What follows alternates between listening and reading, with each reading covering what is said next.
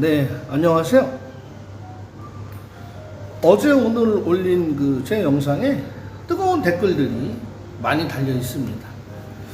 라오스에 오셔서 해외, 일본이나 한국, 미국에서 다기능 조리사, 셰프로 활동하셨던 분이 라오스에 오셔서 만약에 음식점을 오픈하신다 그러면 위치 선정, 그 다음에 이동하는 유동성 인구, 그 다음에 매출을 올릴 수 있는 타겟트 분석을 해야 되겠죠.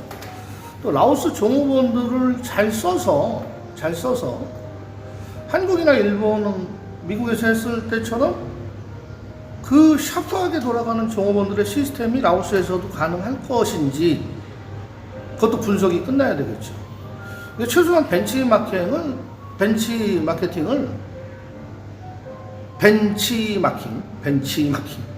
나이가 들어서 말이 좀 헛나옵니다. 이해하십시오. 한 6개월 정도 이상 보고 시행을 하시면 최대한의 오류를 막을 수 있을 것 같다는 생각을 합니다. 투어도 마찬가지예요.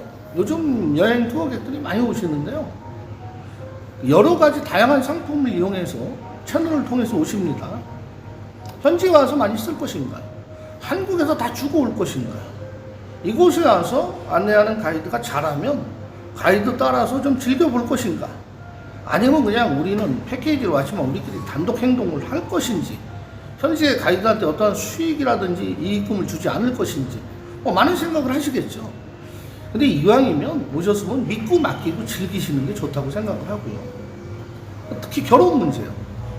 결혼해서 가장 사람을 만나는 거는 여기 와서 여러 차례 다니다 보면 5번, 6번 만나다 보면 한 상대가 정해지고 그 상대의 살아온 환경과 가족 사항, 그 사람이 생각하는 한국인에 대한 마인드를 분석하다 보면 상대를 정할 수가 있죠.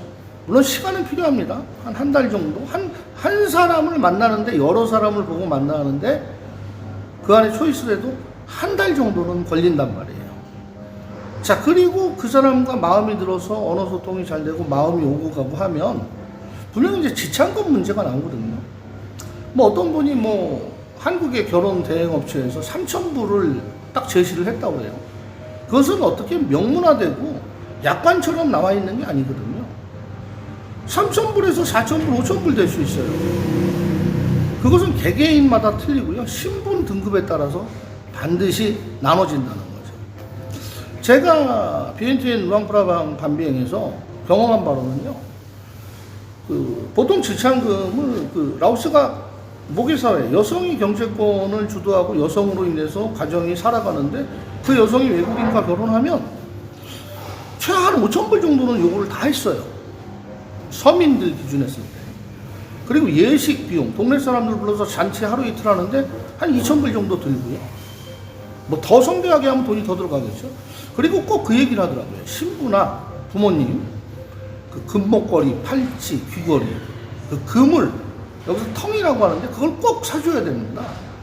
그러면 대략 금액이 잡힌 걸 가지고 제가 말씀을 드린 거거든요. 근데 그거를 200만원, 300만원에 다 할 수가 없잖아요. 외국인 남성과 결혼을 하는데 저는 지금까지 200만원, 300만원 하는 사람들을 만나보질 못했어요. 근데 이것은 제 말이 정답이 아니라요.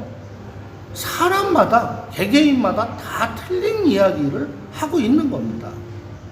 그래서 그런 선입견을 버리시고 와서 직접 부딪혀 본다.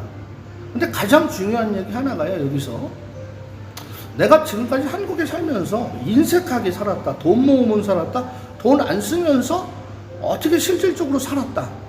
역시 말 안 통하고 언어 안 통하고 길 몰라도 라오스나 태국 가서도 나는 최대한의 경비로 어떻게 해서든지 한번 만나보고 살아보겠다 하시는 분들은 실패할 확률이 높습니다. 외국에서 인색한 거에 대해서 그렇게 관용을 베풀어 주지 않더라고요, 여기 사람들은. 네, 이곳에 사시는 분들은요, 한국 남성과 만났는데 한국 남성이 마음도 서로 통하지 않는데 아주 저렴하고 실비로 자신을 만나보겠다 생각을 하고 하면은 그렇게 썩 좋아하진 않아요. 그러려면 그냥 라오스 남성들 만나서 사는 게 편하죠. 말도 잘 통하고. 근데 라오스 남성들을 만나서 살면 사실 돈에 대해서 자기 친정에 보내주는 돈에 큰 도움이 되지 않죠. 그래서 이제 외국 남성을 선호하게 되는 거란 말이에요. 근데 우리가 예를 들어서 입장을 바꿔서 한국에서 외국 여성을 만나서 살게 됐을 때 과연 얼마만큼의 물질을 써야만 그 여성이 만족을 할까? 한국 여성과 결혼해서 살 때 월급 봉투 그대로 갖다 주죠. 월급 통장 그대로 갖다 주죠. 그리고 얼마씩 용돈 타 쓰죠. 또 어떤 분은 자신이 돈은 가지고 있을 때 부인에게 일정한 비율을 주면서 가정에 대해서 생계, 생활비, 학비, 뭐 아파트 관리비 이런 거를 쓰게 합니다.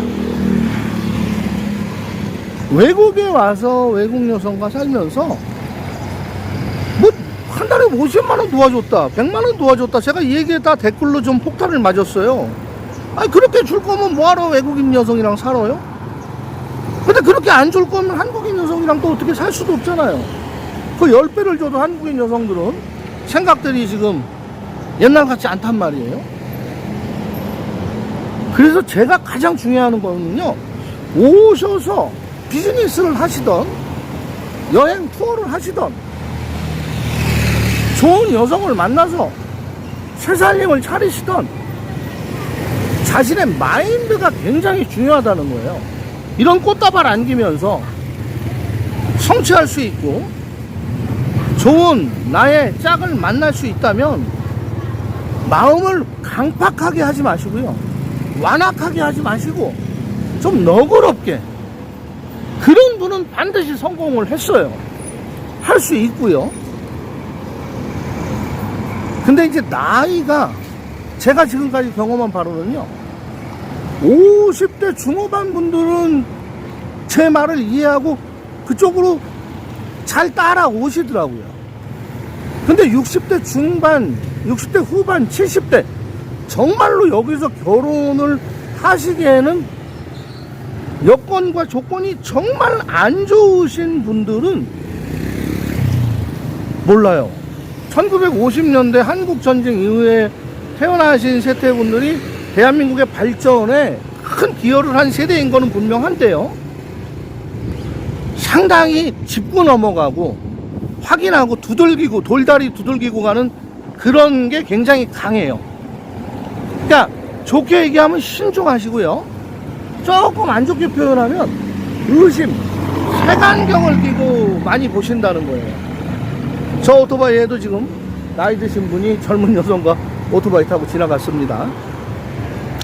근데 그런 의심과 확인하고 리체크하고 두들기고 가시는 게 한국에서 생활하실 때 어떤 도움을 주셨는지는 모르겠지만 최소한 태국이나 라오스 오셔서 마음을 열지 않고 색안경을 끼고 보시면 만나는 사람마다 자꾸 엇박자가 나더란 얘기예요. 엇박자. 이루어지지 않는다는 얘기죠. 그런 안타까움, 이건 제가 경험한 거예요. 그래서 오실 거면 마음을 너그럽게, 여유롭게, 조금 자애롭게, 넉넉하게, 후덕하게 가시자는 얘기입니다. 이해하셨죠? 그리고 이제 댓글로 자신의 강한 주장을 피고 내 말이, 댓글을 쓰는 당신의 마음이 정답이라고 뭐 반박해보세요 하고 하시는 분들이 있는데요, 굳이 그럴 필요 없습니다. 모두 개개인의 생각이 표현의 자유인 거고, 그렇지만 욕설하고 악담하고 남을 비방하는 거는 표현의 자유가 아니고요, 그거는 지켜야 될 도덕을 넘어서는 거고요. 다양한 의견 제시 좋습니다. 다만 존대어 쓰고 경어 쓰고 이치사리에 맞게 제시해 주시면 저에게도 큰 도움이 됩니다. 요즘 며칠 결혼과 지참금, 비즈니스, 사업, 그리고 여행을 어떻게 와야 정말 재미있게 라오스를 즐기고 가느냐. 여행도 그래요. 정답. 아예 언어 잘하고 젊으시면요, 배낭 메고 그냥 비행기표 따로 끊고 아고다나 웹사이트에서 숙소 예약해서 오시고요. 여기 오셔갖고 툭툭기 타고 로카 타고 현지 사람처럼 다니시고요. 그게 안 되시면요, 다른 거 생각하지 마시고요. 쓰는 만큼 쓰고 줄 만큼 주고 믿고 즐기되 믿었는데 배신하는 안내인을 만나면 한국 가서 컴플레인 하세요. 환불 다 가능합니다. 반품도 가능합니다. 제가 오늘 드리는 결론입니다. 구독, 좋아요, 알림 설정, 댓글은 제게 이 파란 이파리처럼 라미와 저에게 큰 힘이 됩니다. 고맙습니다.